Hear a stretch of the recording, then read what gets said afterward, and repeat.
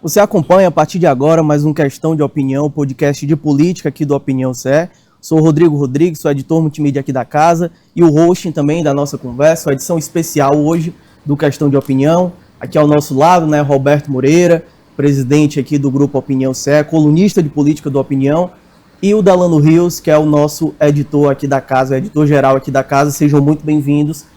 A gente recebe aqui hoje Léo Couto, né, presidente da Câmara de Fortaleza. Seja muito bem-vindo, é um prazer aqui para o jornal recebê-lo.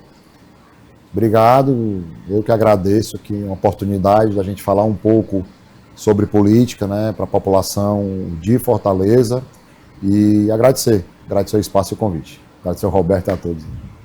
Perfeito. Léo Couto, né, que é o Leonardo Couto, mais conhecido como Léo Couto, natural aqui de Fortaleza, formado em administração, com larga experiência em gestão nos setores públicos público e privado, né? Vem de uma família também com fortes raízes políticas. Em 2018, atuou na Câmara Civil do Ceará, durante o governo do ex-governador Camilo Santana, né? Foi eleito para o primeiro mandato como vereador de Fortaleza em 2020, com 9.426 votos, e reeleito em 2024, quando tirou aí quase 9 mil votos. Em janeiro de 2025, foi eleito presidente da Câmara Municipal para o biênio de 2025 e 2026. Mais uma vez, sejam muito bem-vindos. Presidente, queria que o senhor começasse. A gente já começa esse mandato, né, essa presidência, com temas importantes e temas relevantes ali na Casa do Povo. Queria que o senhor falasse um pouquinho como que está sendo esse momento, como está sendo levar essas discussões tão importantes para esse começo de mandato. Bom, primeiro, mais uma vez, agradecer o convite para a gente falar um pouco de política e falar um pouco da Casa do Povo, né? Eu sempre digo que os vereadores de Fortaleza, né, nós 43, estamos representando a população de Fortaleza, né, que votaram para que seus representantes estivessem ali. E, como você disse, nós tivemos uma eleição muito tensionada, uma eleição muito difícil, onde nós tivemos uma cidade dividida. E um dos grandes desafios, acho que é esse, né? Recebi ali dos 42 votos, 36. Agradeço a todos os colegas, né, que me colocaram ali como representante, né, de todos eles. E entendo o posicionamento político de cada um, quem votou a favor e quem votou contra. Teve, inclusive, alguns da oposição que publicizaram lá que queriam votar em mim, mas por uma decisão política não podia. Mas acho que nós começamos com o pé direito, com a extinção da taxa do lixo. Era uma promessa de campanha do prefeito Evandro, era uma luta que nós travamos no meu primeiro mandato, lá na Câmara Municipal, onde a gente discutiu muito que ela não era obrigatória, né? E foi provado isso.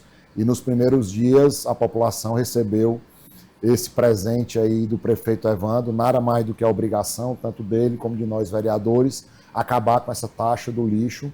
Então foi um primeiro passo muito importante, mas a gente sabia também que a gente tinha alguns desafios, né? Eu acho que a saúde era um dos maiores, se não for o maior desafio do início da gestão. Infelizmente nós tivemos uma gestão anterior desastrosa, principalmente com relação à saúde. Nós pegamos uma prefeitura aí sucateada realmente financeiramente, e na área da saúde não foi diferente. Se o prefeito Evandro, no final do ano, que não tinha nem assumido ainda, tivesse feito uma articulação com o governo federal, com o governador Elmano, para conseguir aí mais de 30 milhões de reais, eu acho que a saúde da nossa cidade tinha entrado em colapso. Nós fizemos uma das primeiras visitas que eu pude fazer com o prefeito Evandro, foi no IJF, onde os servidores lá nos relataram a situação caótica que estava o IJF, faltando dipirona, faltando curativo. Então, acho que um dos maiores, se não o maior desafio é a saúde da nossa cidade. Uma preocupação muito grande também com a prevenção, né, das chuvas, o período invernoso está aí.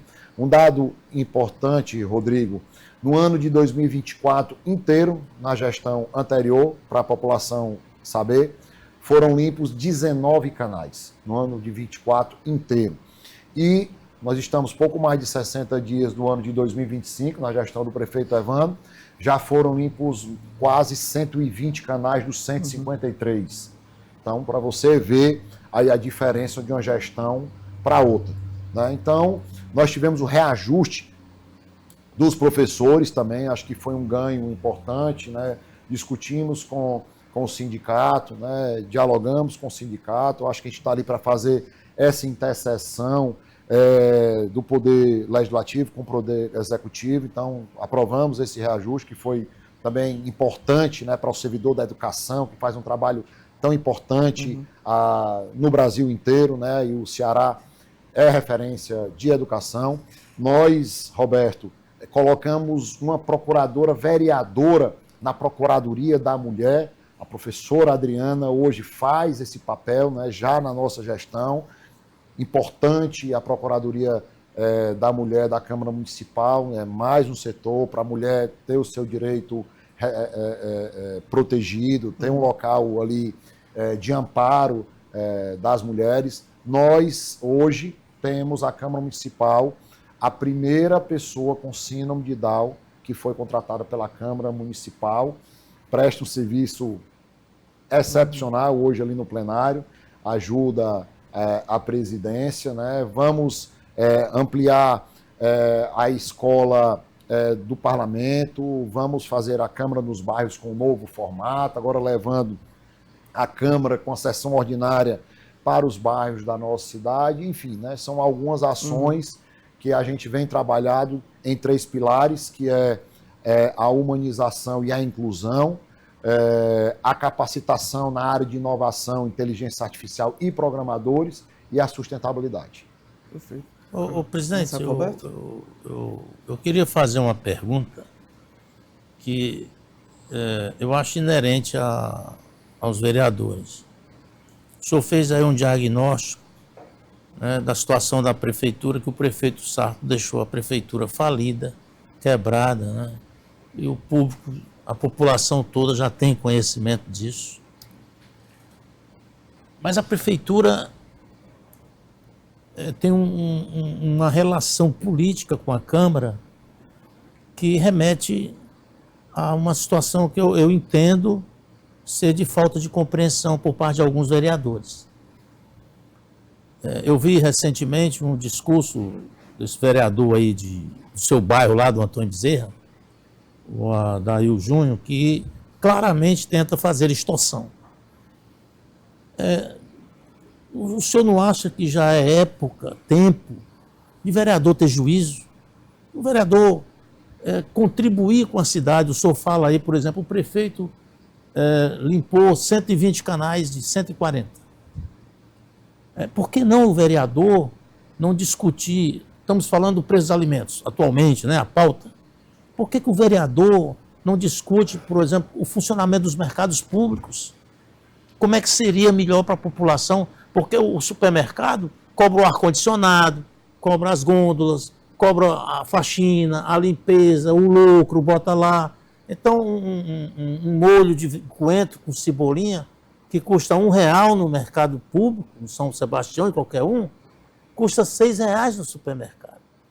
Então, o vereador, só acho que o vereador ele está ficando longe da população, ou o senhor acha que é possível ainda trazer o vereador para debater as questões da comunidade? Bom, primeiro, a Câmara Municipal é um lugar de embate, um lugar de parlamento, para falar. E cada vereador eleito democraticamente, para a população de Fortaleza, está ali e tem esse livre-arbítrio de discutir, levar temas que muitas vezes não é relevante, e muitas vezes sim, né, ali para a Câmara Municipal. E nós temos a Câmara Plural, né, onde nós temos ali todos os setores da sociedade, digamos assim, de Fortaleza, né? Então, assim, nós tivemos uma eleição, como eu disse, muito tensionada, né? Nós tivemos um problema com os próprios... Problema não, uma situação que ocorreu com os próprios vereadores do PDT, que a gente tem que voltar um pouco lá até 2022 de tudo que ocorreu, né? Então, 2022 teve aquele rompimento do grupo que vinha comandando um projeto político, né? Onde Camilo e Cid ficaram de um lado, nós tivemos a eleição do Roberto Cláudio, a população se lembra e muitas vezes não entende, né? Como antes era aliado, hoje não é. Hoje, o candidato que era de uma visão mais socialista, hoje está mais bolsonarista, né? Muita gente não entendeu o que ocorreu nessa eleição. Eu também fiquei um pouco confuso do que alguns candidatos que tinham uma visão mais, não digo esquerda, mas centro-esquerda, de um pensamento mais progressista, enveredou por um caminho bolsonarista, que a gente viu aí no que deu na época da administração do presidente Bolsonaro, né? Então, a gente tem que ver tudo o que ocorreu um pouco, né? Mas eu acho que com muito diálogo, com muito respeito, a gente vem fazendo essa interseção entre a Câmara Municipal e o Poder Executivo.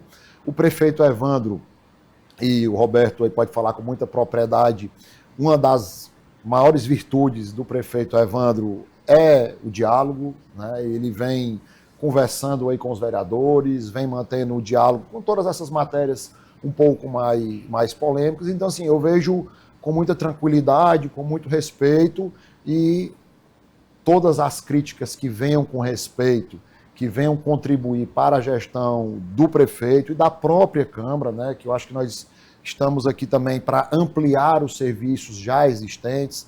Falei de alguns aqui, né? A ideia é a gente fazer um espaço que vai atender as crianças síndrome de Down e autistas na Câmara. O nome vai ser o Espaço Evoluir.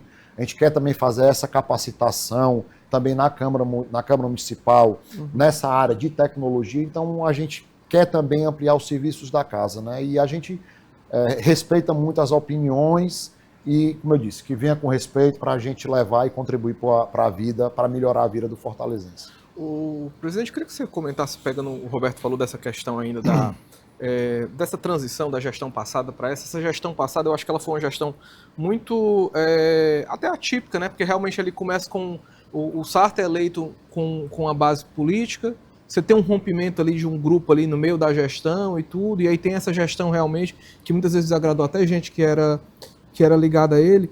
E eu queria lembrar que assim, a própria Câmara ela também teve um papel, vou usar um adjetivo assim, estranho em alguns momentos. Por exemplo, o caso da taxa do lixo. A taxa do lixo foi um projeto que foi aprovado pelos vereadores que estavam lá.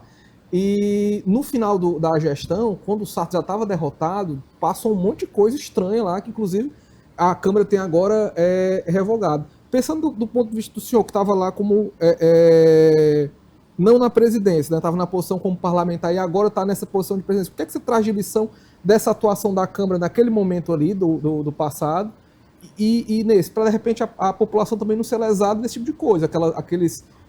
tem uma série de absurdos ali, que acho que dá para chamar assim, no final do ano, aquela coisa ali das áreas verdes foram aprovadas de qualquer jeito, tinha aquele projeto lá, Roberto, que era aquele projeto da iluminação, que era um projeto milionário, que ia, quase que ia e não foi e tudo, aquela coisa. O que é que Desafetações. o senhor estava ali numa posição, agora você está noutra. Como é que você chega, o que é que vem de lição daquilo ali para que essa gestão seja uma gestão diferente, né? Só para lembrar um pouco, né, eu digo que meu mandato 21, começou em 21 até 24, foi um dos mais intensos. Meu posicionamento continua sendo o mesmo do início da legislatura passada. Comecei sendo vice-líder do prefeito Sarto, onde fazia parte de um grupo político.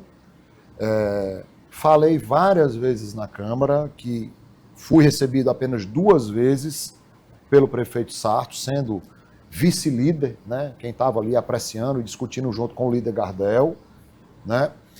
Fui contra a taxa do lixo, onde eu entendia que não era obrigatório, né?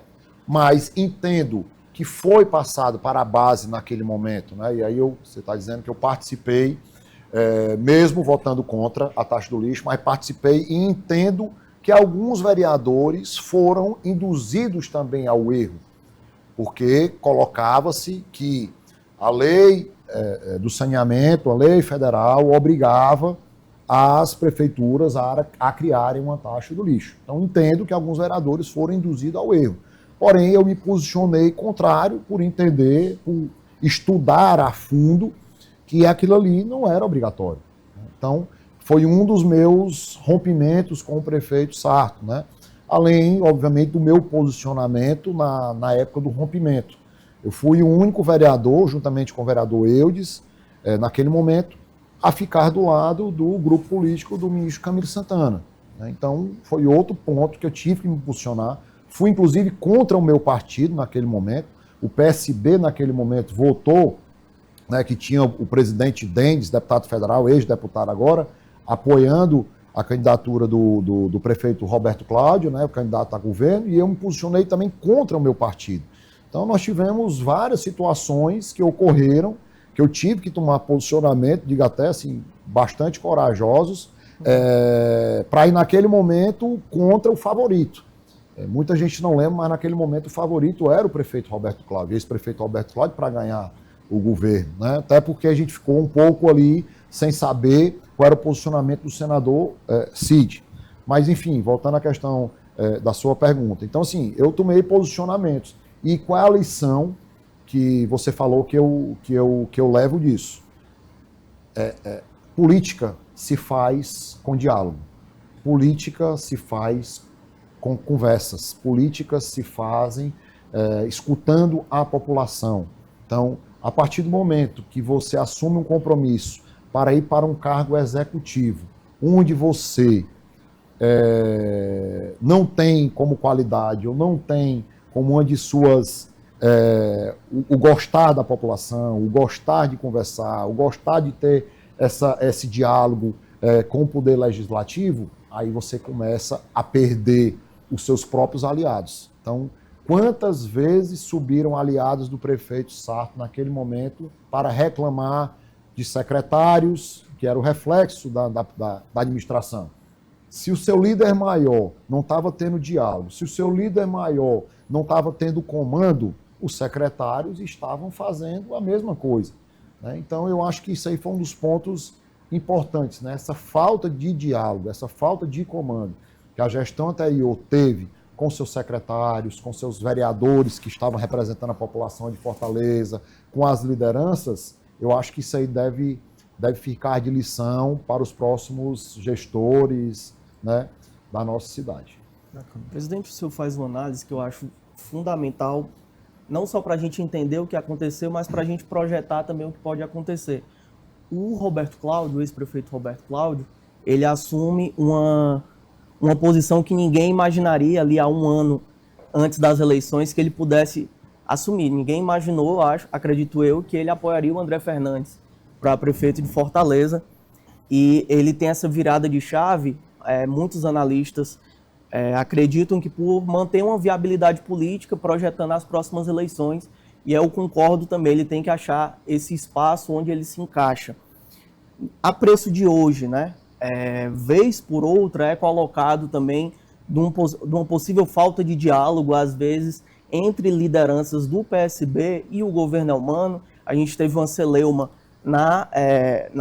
para quem assumiria, né, a presidência da Assembleia Legislativa. Depois o próprio senador Cid Gomes disse que não era bem assim, né? Mas, de vez por outra, esse debate volta à tona.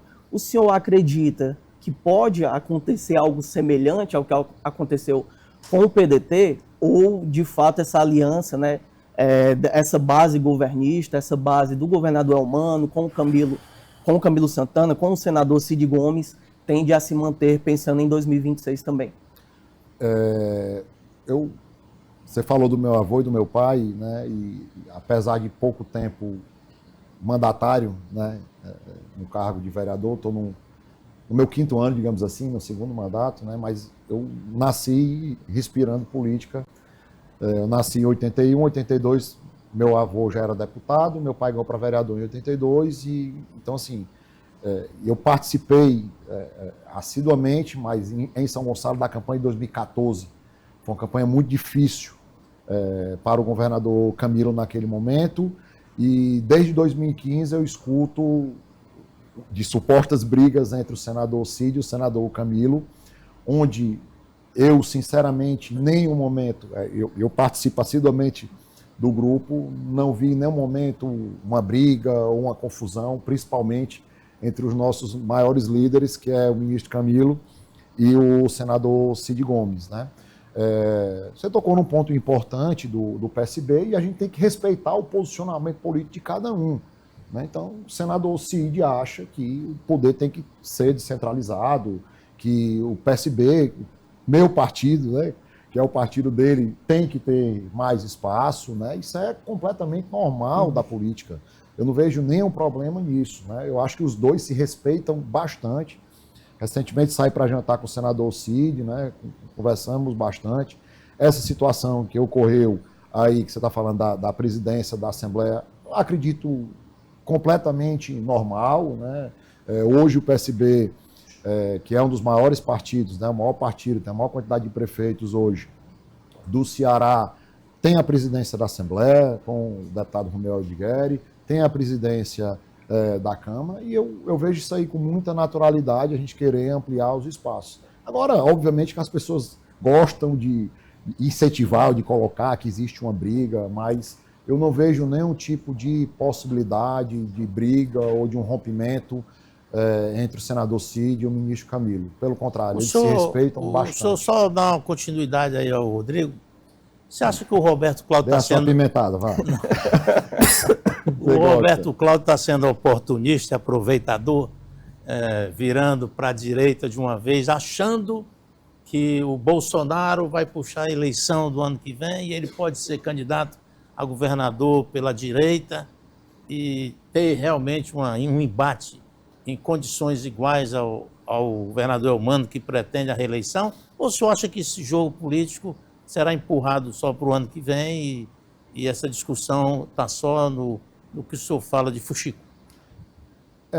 Eu lhe confesso e lhe digo aqui com muita tranquilidade que num eventual segundo turno, André e Sarto, eu não teria nenhum tipo de discussão. Ia votar no Sarto.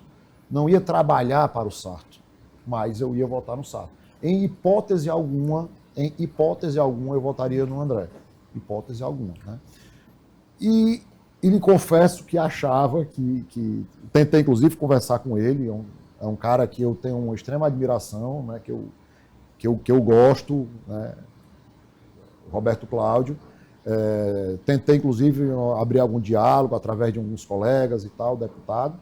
E lhe confesso que achava que o Roberto ia seguir o mesmo caminho, né?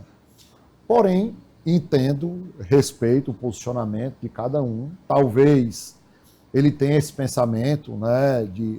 São várias leituras que você pode fazer, né? É uma viabilidade política, né?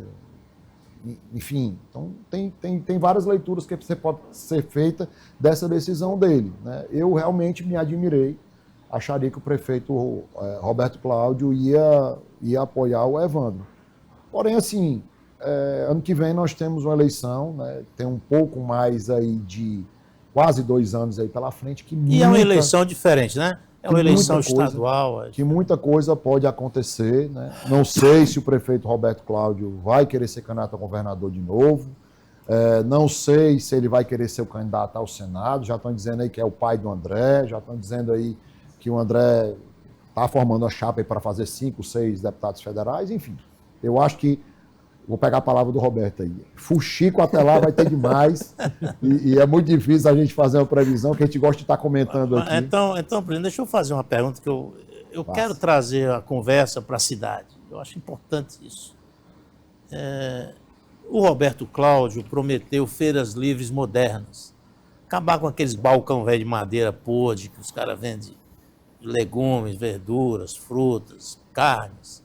E algo moderno, europeu. Nada aconteceu. O Sarto também. Quase que ele promete até ar refrigerado nas feiras livres. O vereador, ele não podia dar uma contribuição propondo esse debate sobre as feiras livres, que é onde a população compra a comida mais barata, onde a população pode comprar alimento mais barato. E E o senhor acha que a Câmara, que o senhor está dizendo aí que vai levar para os bairros, no outro formato, pode abrir essa discussão com o prefeito, que o senhor mesmo reconhece, eu conheço o Evandro também, como os outros prefeitos, é do diálogo. E a Câmara, o senhor acha que a Câmara tem que fazer esse serviço, tem que prestar esse serviço à população? Você falou com relação às feiras, né? E eu andei muito nesses 4 anos, ando muito na nossa cidade. Eu acompanhei um pouco, né, a campanha, o senhor todo o tempo nos lugares, junto. As feiras é um ponto importante, que falta estrutura, que precisa ser melhorada, que precisa ser reformulada. É um ponto importante que está no radar do prefeito Evandro. Esse formato, né, da Câmara nos bairros, que a gente pensa em fazer já nesse primeiro semestre, né, sendo um novo formato, a gente está vendo algumas parcerias com a própria CUFA, vendo a parceria com o SANA também, para a gente fazer um evento plural. A ideia é que a gente leve uma sessão ordinária ou extraordinária para um bairro de Fortaleza, né? Seria um evento por cada regional, né? Um evento por mês, para a gente debater, para a gente discutir, e aí a gente discutiria também com os empreendedores sociais de cada bairro, né? A gente discutiria também com o setor da cultura de cada bairro, a gente levaria rodas de conversa, podcast, para discutir tecnologia e inovação, onde a gente precisa dar uma oportunidade e esperança para os nossos jovens, né? Isso é fundamental hoje dentro das comunidades, né? Então, é muito difícil hoje você tirar o jovem para fazer um curso ou alguma coisa fora do seu território, né? Então, a gente precisa levar isso aí diretamente ao território, né? Então, esse projeto da Câmara dos Bairros, que vai ter uma nova roupagem, um novo nome, será para discutir a cidade, né? Então, o evento, a nossa ideia é que o evento conte com 2 dias, onde a gente possa chamar a população, Roberto, né, uma manhã, para discutir o que é que está ocorrendo na regional, e aí isso inclui também as feiras, para a gente, de tarde, fazer uma sessão ordinária, escolher algumas opiniões também para falar nessa sessão ordinária da população, e a gente ter essa discussão de mais perto. Eu acho que uma das grandes situações que estão ocorrendo nessa primeiros dias aqui na administração do Evandro é que o Evandro está indo para a rua toda semana. Ele está escutando, ele está conversando, não só o vereador, mas aquela senhorinha lá que está com problema numa feira livre dessa. Aquela outra rapazinha que está com problema de uma drenagem seríssima. Né? É escutando o anseio e a dor da população. Quantas vezes a gente está no carro ali discutindo com o Evandro, se emociona de situações que ocorrem nessas visitas que a gente está fazendo, entendeu? Então, acho que aquilo ali é muito importante, né? É uma coisa que sensibiliza muito o Evandro. O Evandro é um cara muito humano, do coração gigante. Eu acho que esses primeiros dias estão sendo muito importantes para que a gente transforme, né, o que a gente está escutando em projetos, tanto para a Câmara quanto para a Prefeitura. O presidente, a gestão do Evandro, né, uma coisa que a gente tem falado, o Evandro fala disso há muito tempo e agora meio que mostrou na prática essa questão da descentralização, né? Ele fala muito em centralizar, que diz que a prefeitura tem que estar em todo lugar. O carnaval foi esse exemplo, inclusive, né, de um carnaval realmente descentralizado e tudo, tem as ações. Como você tem falado, ele tem ido nos bairros, né, não está só numa regional, está em várias e tudo. Um projeto desse da Câmara nos bairros, a ideia também é seguir essa de descentralizar a Câmara, porque a Câmara tem uma cara também muito... me parece uma instituição também que é desafiadora, né? Até porque, por exemplo, a classe política há algum tempo sofre muito discreto, né? Não faz nada, aquela coisa e tal, que vai lá, não sei o que e tudo, e aí tem até a dificuldade das pessoas muitas vezes saberem qual é a função de um vereador e tudo, não sei o que. Como é que vai funcionar esse chegar assim? Queria falar um pouco da reforma administrativa, que toca um pouco dessa situação que você falou aí da descentralização, né? Importante.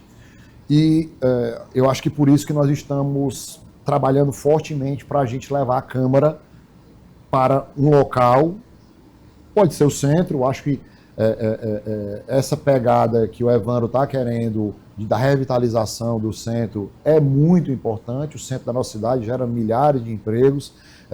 Nós visitamos ali a Dom Manuel alguns dias atrás, exatamente pensando nessa, para virar um corredor digital e uma interligação com um ponto importante econômico da nossa cidade, que é a Monsenhor Tabosa. Inclusive, eu já vi alguns projetos, o Evandro tem trabalhado fortemente na questão da revitalização da Monsenhor Tabosa, que era um ponto turístico e econômico importante da nossa cidade. Fazendo... O projeto da rua coberta, né? Como 24 horas. Exatamente. Ser uma rua 24 horas, ser uma rua que vai ter bares e restaurantes, né? A gente já pensou também em fazer um grande boulevard, né? Que ela seja fechada para um calçadão, sentido Marina ideal, né?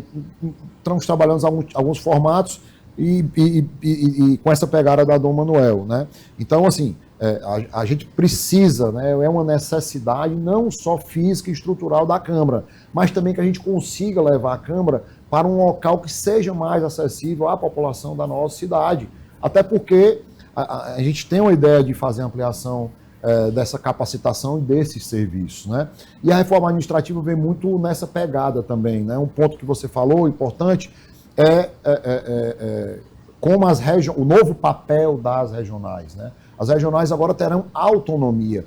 A SEGE, que era a secretaria que cuidava das regionais, será extinta, foi extinta, na verdade, né, alguns dias atrás na Câmara, e virou uma coordenadoria de auxílio às regionais. Então, você, fortalezense, que chegava no regional pedindo para tapar o buraco, pedindo para fazer uma poda, e que com certeza não era atendido, que as regionais eram meras ouvidorias, hoje o secretário da regional vai ter uma empresa lá na regional que vai ter o poder de dizer, olha, nós estamos com problemas aqui de buracos que está afetando aqui a situação, o ida e vinda da população em tal rua.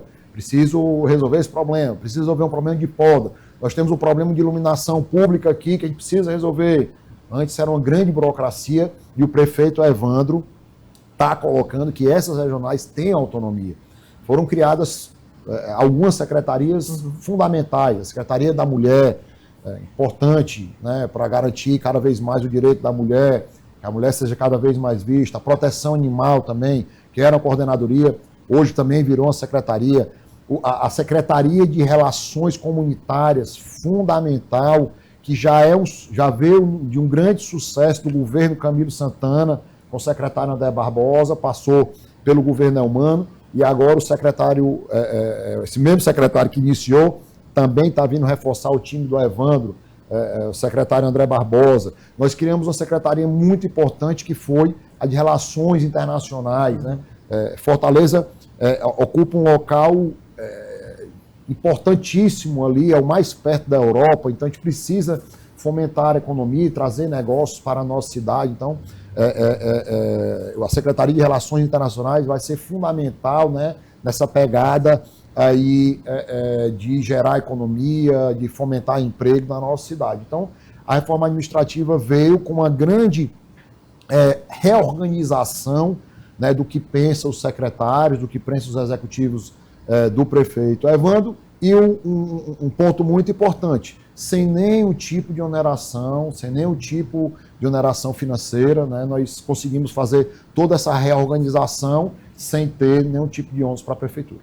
Presidente, dentro dessa, o senhor citou, né, a Câmara acabou de analisar essa reforma administrativa, e uma das mudanças aí foi justamente a extinção da Fundação de Apoio à Gestão Integrada em Saúde de Fortaleza, a FAGEFOR, né?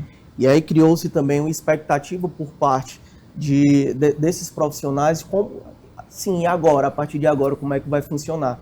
Queria que o senhor explicasse também para esses profissionais em específico, né, o que foi decidido com essa extinção, como é que eles serão integrados aí à Secretaria Municipal da Saúde, e também há uma expectativa deles serem convocados, né, por parte do prefeito Evandro Leitão já em 2025. Queria que o senhor falasse um pouquinho disso. Bom, para você ver, Roberto, Rodrigo, Delano, a importância da gente conversar, da gente dialogar, e essa reforma veio muito reflexo desse diálogo, né? Para a população entender, né, a FAGEFOR é um fundo da saúde que fazia a administração dos hospitais aqui da nossa cidade, e não estava dando certo. A gente viu que não deu certo. Então, nós tínhamos em torno aí de 1.500 pessoas que estavam em um regime, né, desse fundo, da FAGEFOR, que serão incorporados, que serão agora funcionários da Prefeitura Municipal de Fortaleza e ligados à Secretaria Municipal de Saúde. Né? Então, ele sai de um regime para entrar no regime agora de ser funcionários da Prefeitura Municipal, com os seus planos de cargos, carreiras todos... Sai da CLT, sai da CLT para o estatutário, servidor público, né? Servidor público. Então, todos agora, esses quase 1.500 pessoas, serão agora servidores da Prefeitura Municipal de Fortaleza. Né? E nós temos em torno de 1.000 pessoas, em torno de 900 a 1.000 pessoas, que foram da questão dos concursos, né, desse concurso aí que ficou, que serão chamados, se possível, a gente fez uma emenda coletiva, dependendo da situação financeira do ano de 2025, já chamados em 2025. Então, nós fizemos uma emenda coletiva para que essas quase 1.000 pessoas da FAGEFOR também não tivessem nenhum tipo, não fossem, né, lesados. E foram extintos aí em torno de 90 a 100 cargos, que eram cargos comissionados. Né? Então, essas pessoas da FAGEFOR serão aproveitadas dentro e virarão servidores municipais da Secretaria Municipal de Saúde.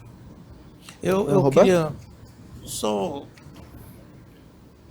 dentro dessa questão do espectro da Prefeitura, que a Câmara aprovou, eu vejo, presidente, que há uma intensa boa vontade, tanto da Câmara quanto do prefeito, de regulamentar a Prefeitura. Né? A Prefeitura tinha 16 mil, me parece, terceirizados. O prefeito até hoje ainda anda procurando fantasma pelo mundo. Então, como é que a Câmara pensa essa questão? Porque tem muito servidor, como o senhor colocou, que agora está sendo regularizado, que trabalha, né, que comparece, que dá a sua contribuição. E me parece que o prefeito considera a hipótese de trabalhar com 8 mil terceirizados, ou pessoas que prestarão serviço à Prefeitura, reduzindo a metade. 30% ainda inicial, né? E eu acho que isso é muito difícil do entendimento dos vereadores e de algumas pessoas, de lideranças políticas e todos que vivem ali babando para poder arranjar um emprego para alguém, um padrinhado. O senhor acha possível essa convivência? O mês de janeiro foi um mês muito importante para a gente, primeiro, saber fazer um raio-x da realidade de toda a Prefeitura e, obviamente, das finanças da Prefeitura. Léo, mas a transição era para isso, né? Mas, infelizmente, nós, aí como toda a imprensa reverberou, nós tivemos poucas informações na transição. Então, janeiro foi um mês exatamente para a gente fazer essa análise. E são mais de 2 bilhões de reais aí entre empréstimos e devedores, né, que estão cobrando a Prefeitura. E nós recentemente tivemos que fazer votar uma questão dos precatórios, onde em dezembro, né, de responsabilidade da gestão anterior, deixou de pagar 65 milhões de reais ao Tribunal de Justiça. Né? Enfim, só uma das coisas. Né? A saúde, eu já falei agora, há pouco tempo, da situação da saúde. E 69 milhões devendo. Assim, todo dia pipocando alguma situação que, enfim. E aí, obviamente, que nós tivemos que cortar em alguns locais onde o próprio prefeito diminuiu o seu salário. Né, dos secretários, 30%, e os comissionados e os terceirizados também não foi diferente. Então, assim, muitas dificuldades nesse início de gestão, onde a gente precisa fazer os planejamentos e metas para que as obras principais não parem, para que os tapas-buracos também não parem. Daqui a pouco vai acabar o período invernoso, nós precisamos asfaltar praticamente a cidade inteira, né? Então, assim, são muitos desafios, né, da gestão, mas eu tenho certeza que com muita força de vontade, com muito planejamento, o Evandro está tirando só o domingo, passa o domingo todinho dormindo, porque a semana está sendo pesada dele. Eu queria complementar, presidente, a pergunta que eu fiz, que eu lembrei agora. Eu me encontrei hoje na Assembleia com um secretário da casa, né, da cozinha do Sarto. E ele disse que a tragédia anunciada, o Sarto sabia. Que ele colocou lá no gabinete dele pessoas que iriam acabar com ele. Mas o Sarto não quis resolver o problema. Esse secretário pediu até para sair da turma do gabinete, para outro lugar, e foi, e ficou assistindo de longe a tragédia. Ele contou isso achando que o Sarto poderia rever as decisões dele, da tragédia, da falta de gestão, da embrulhada que virou financeiramente a prefeitura com desvios. O senhor acha que o prefeito Evandro vai conseguir, como ele quer até agosto, resolver toda essa confusão de gestão da prefeitura? As pessoas falam muito com relação a esse alinhamento com o governo estadual, né, e federal, que, a meu ver, é uma oportunidade que nós vamos ter agora de tentar um auxílio, de tentar, tanto com o governador Elmano como com o presidente Lula, da gente conseguir políticas públicas e para tentar minimizar todas as situações que nós tivemos, né? Não gosto de falar da gestão anterior, porém a gente precisa colocar os dados para que a população entenda como a gente pegou a prefeitura, né? Então, assim, de fato notório da própria imprensa a questão dos empréstimos que foram tirados, que nós vamos ter que pagar de mais de R$1 bilhão esse ano, né? E também exposto aí para toda a imprensa a situação de devedores, né? de cobradores, digamos assim, da Prefeitura Municipal de Fortaleza. Mas eu acredito que com muita perseverança, né? O Evandro está trabalhando muito, nós acabamos de fazer a reforma administrativa, vamos tentar recursos e tentar parcerias com o governo federal, com o governo estadual, para que a gente possa, Roberto, minimizar, né, a questão financeira desse início de gestão, para que o ano de 2026 seja um ano mais tranquilo e que a gente possa alavancar as obras, alavancar os investimentos. O prefeito Evandro aí, como eu disse, tem uma secretária agora de Relações Internacionais também, acho que quer mais um braço da gente conseguir parcerias para que a gente possa minimizar e tentar fazer mais investimentos na nossa cidade. Presidente, tem você falou, a gente está falando dessa questão, desse grave problema que a prefeitura enfrenta, né, da questão dos recursos, da situação. Eu confesso que, assim, eu acho até que o Evandro deve ter se assustado com o rombo que a prefeitura está. Uma coisa que me impressiona muito é a falta de transparência de todo esse processo, inclusive de ter a prefeitura entrado, né, assim, a nova gestão ter entrado, ter tido uma transição, e nessa transição não ter se conhecido de fato, e ter tido uma impressão de que, assim, eu não sei nem se no gabinete do prefeito, se ele considera que já se tem noção completa do quadro. Aí eu queria lhe perguntar, do ponto de vista na presidência do Parlamento Municipal, o que a Câmara pode fazer para que não se repita um caso desse, em que você tem uma gestão e que ela atua ali 4 anos sem essa transparência. Aí não estou falando necessariamente da gestão do Evandro, ou de quem venha daqui a 4 anos, eu digo porque não é para acontecer, não era para ter acontecido no Sarto, não é para acontecer nessa do Evandro, não é para acontecer de quem vem. O que o parlamento pode fazer para que não aconteça o que aconteceu? Porque eu acho que me parece muito grave uma situação de que você não sabe nem o que, né? Como é que você vai administrar um negócio, você não sabe nem como é que está, né? Não é a questão só do empréstimo, é porque você não é grave só você ter um empréstimo altíssimo para pagar, é você sequer saber que você tinha um empréstimo. Então ficar numa situação dessa forma. A gente conversou com alguns secretários e tudo, ainda na transição e depois do começo da gestão, e era notório que, tipo, ó, entramos lá e ainda estamos encontrando algumas coisas. De vez em quando parecia cobrador todo dia na porta da prefeitura. O que é que o parlamento pode fazer para essa questão da transparência, né, da gestão municipal não se repetir, né, da falta de transparência, na verdade? Eu me lembro de uma matéria que chegou de uma desafetação lá na Câmara, que o prefeito perdeu. O prefeito perdeu a matéria. Eu acho que fazia... Algum jornalista comentou, Roberto, eu não sei, que fazia 20 ou 30 anos que um prefeito não perdia uma matéria na casa, né? E vem uma matéria de desafetação, assim, realmente absurda, onde ele queria botar de goela abaixo um valor irrisório. Não me lembro qual era, acho que valia R$1.000 um metro quadrado, e ele chegou lá a matéria de R$90 um metro quadrado. E aí ele perdeu uma e retirou todas as outras, né? Então, assim, realmente essa falta de diálogo foi o que refletiu na votação pífia que o prefeito tirou de 11%, estando dentro do mandato, né, que parece que foi uma das piores aí da história do Brasil.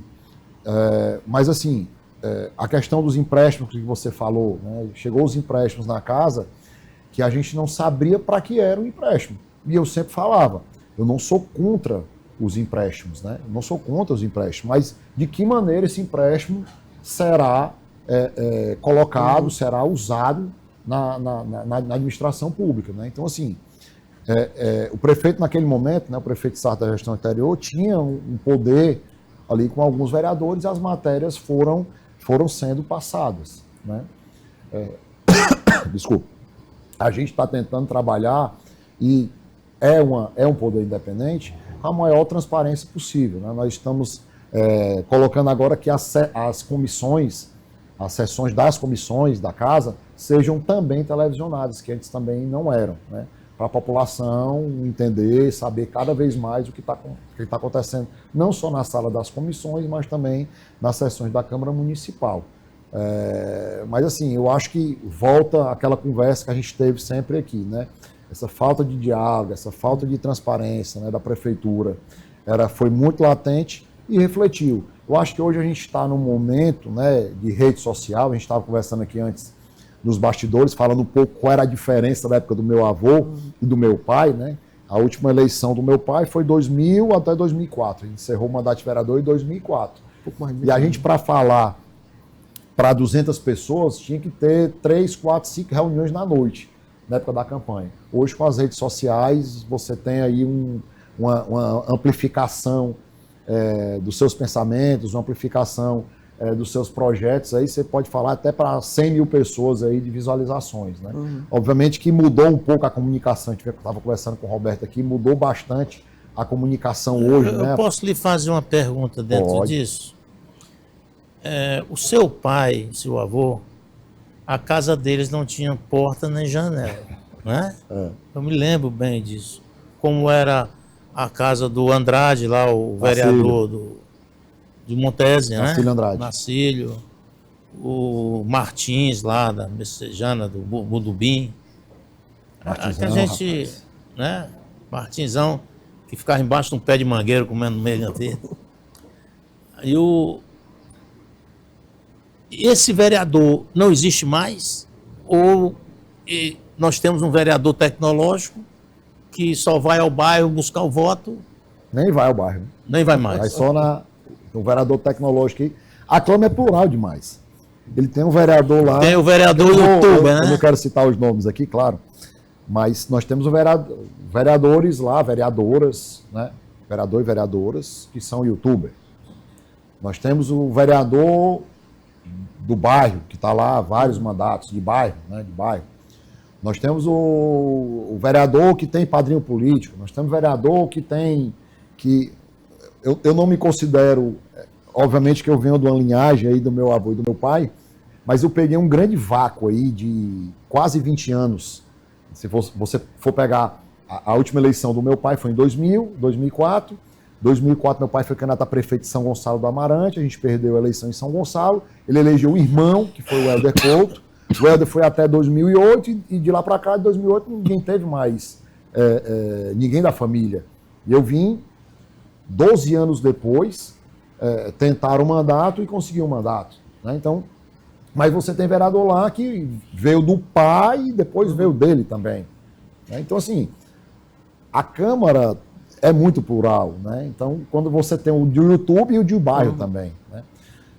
Isso é uma tendência a acabar, o de bairro, nós vamos saber, acho que um pouco mais para frente, mas ainda existe aquele vereador ainda que é clientelista, né? que tem ainda aquela essência do interior, a essência do vereador antigo, tem na Câmara Municipal também. Né? Então, na Câmara tem um vereador mentiroso, todo dia aparece fazendo café da manhã às 5 horas. É a mesma gravação, esse Adail Júnior aí.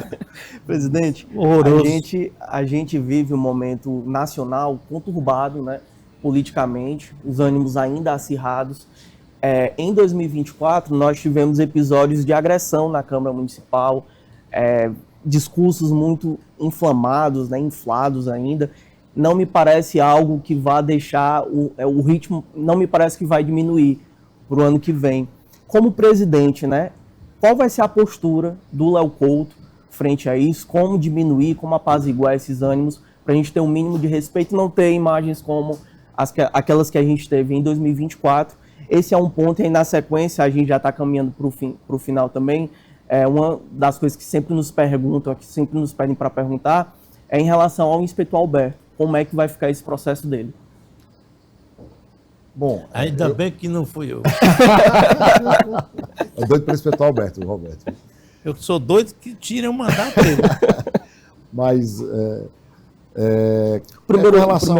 com relação à questão, né, do respeito, lá é uma Câmara, lá a Câmara é o parlamento municipal, onde os vereadores estão lá para discutir mesmo, né?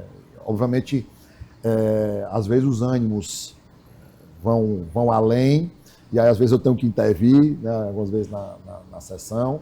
Nós tivemos, dias atrás, uma solenidade das mulheres lá, que também subiu um pouco o perdeu, tom. Né, o tom lá. Isso é normal, pelo que você falou, né, pela situação do país, por essa polarização, que deve se refletir novamente também nas próximas eleições, mas assim, que não falte o respeito, que não falte, que não tenha, Ave Maria, nenhum tipo de agressão física, como a gente na legislatura passada chegou a quase às vias de fato.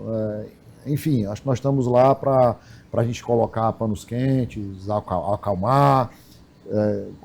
Teve um momento que eu tive que intervir na sessão, acho que foi mês passado, né, para tranquilizar, para que o regimento da casa seja executado. Acho que isso é que é importante, né?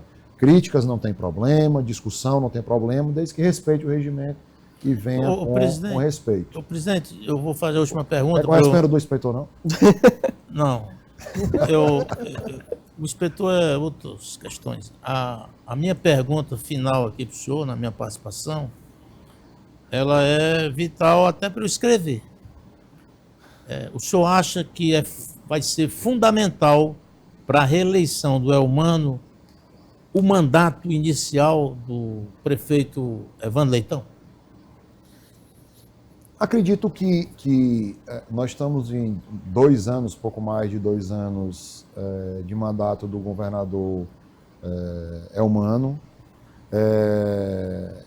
Eu acho que o governo agora está começando realmente a caminhar, a mostrar números fazer entregas, importantes, a fazer entregas, né?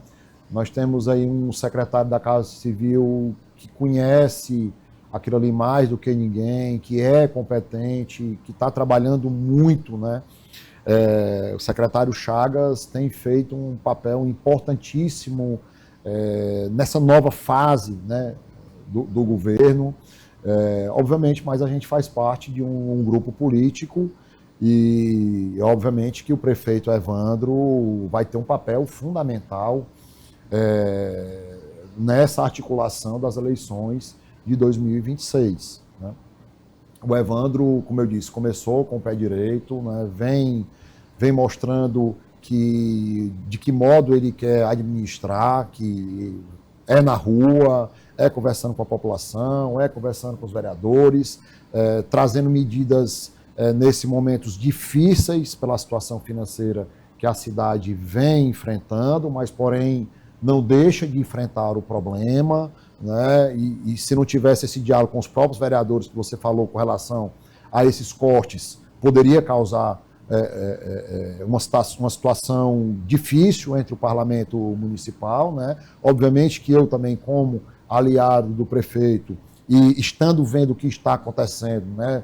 Tendo posses ali de números, venham conversando também com os vereadores e explicando tudo que vem acontecendo, né? A gente precisa, nesse momento aqui, apertar para ter um ano de 2026 com mais tranquilidade e que a gente possa ter investimentos da nossa cidade, e aí é fundamental que a gente tenha essas parcerias com o governo estadual e federal, e eu tenho certeza que com muita perseverança, com muito trabalho, com muito planejamento, que as metas serão cumpridas em 2025 para a gente ter um ano de 2026 com mais tranquilidade para o fortalezense. Perfeito, a gente vai caminhando aqui para o final. Só mais um ponto rapidinho, aí a gente eu queria só fazer uma pergunta breve, o presidente. Você falou muito aqui em diálogo, e eu queria que você comentasse, que você avaliasse como é que você tem visto esse começo de gestão do prefeito Evandro Leitão, especificamente no que diz respeito ao diálogo com os parlamentares, né? E aí não só do prefeito, mas claro, da gestão dele. Teve gente que foi na plenária reclamar disso e tudo, e eu queria que você comentasse como é que é o seu ponto de vista. Até porque na gestão passada você também chegou a ocupar um cargo ali que na teoria lhe daria acesso mais fácil ao prefeito, você mesmo falou né, na prática a teoria foi outra, como se diz, né? E como é que está sendo agora com o Evandro? Não só a sua percepção, mas a sua percepção ali dos aliados, ali, dos colegas parlamentares que são mais próximos do seu grupo político. Eu acho que o Evandro já recebeu os vereadores que eram até situação, posição, mais do que o prefeito anterior recebeu. Teve uma reunião agora, dias atrás, agora com a bancada do PDT. Ele vem conversando com os vereadores, vem discutindo com os seus líderes, né? Não só com o líder Bruno Mesquita, mas também com a Glailson e o Enilson. Evandro é um cara super acessível, é um cara que, inclusive, já tive momentos de estar com ele, de receber, inclusive, ligações da própria oposição. Era uma questão de uma matéria que tinha saído e a pessoa ligou, né, esse vereador da oposição, e nós conversamos, dialogamos, esclarecemos todas as questões que estavam sendo colocadas ali naquele momento. Então nós estamos aí pouco mais de 60 dias, né, janeiro, fevereiro, março, chegamos aí a 90 dias da administração, e eu acredito que nós estamos caminhando muito bem, né? Aprovamos matérias importantes, e eu acho que nós estamos aí evoluindo muito bem, com muito diálogo, como você falou, que, como eu disse, teve vereadores da base do prefeito anterior que já foram recebidos muito mais do que o prefeito anterior. O Evandro já recebeu muito mais. Perfeito. O Roberto Moreira, inclusive, conversou recentemente com o Evandro, uma entrevista exclusiva, né, que está disponível aqui no nosso canal do YouTube, que ele fala dessa relação com a Câmara de Fortaleza, não é Câmara Municipal de Fortaleza, Câmara de Fortaleza. Câmara de Fortaleza. A gente está se readequando também a essa palavra.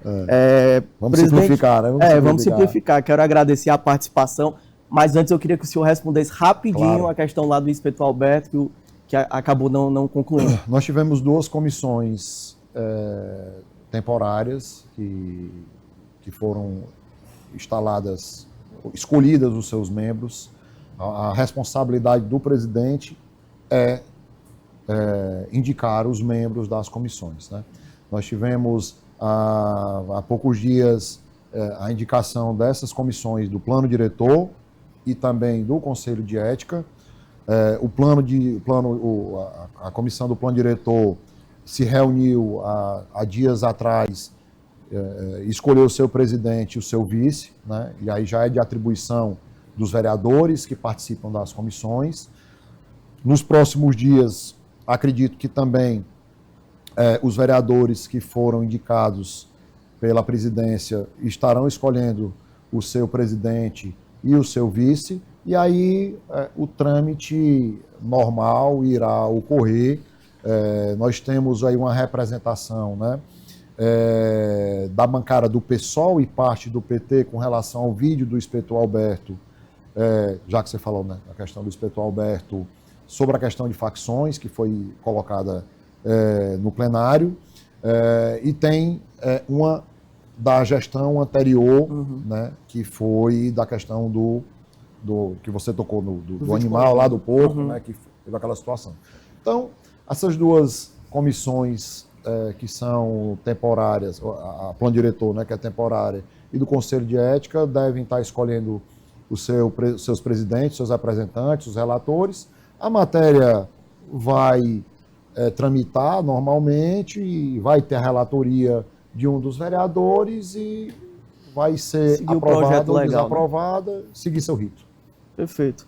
Presidente, quero agradecer em nome do Grupo Opinião CE a sua participação aqui no jornal. Estendo o convite também para, numa próxima oportunidade, a gente estar detalhando um pouquinho mais sobre os trabalhos, né, da Câmara de Fortaleza.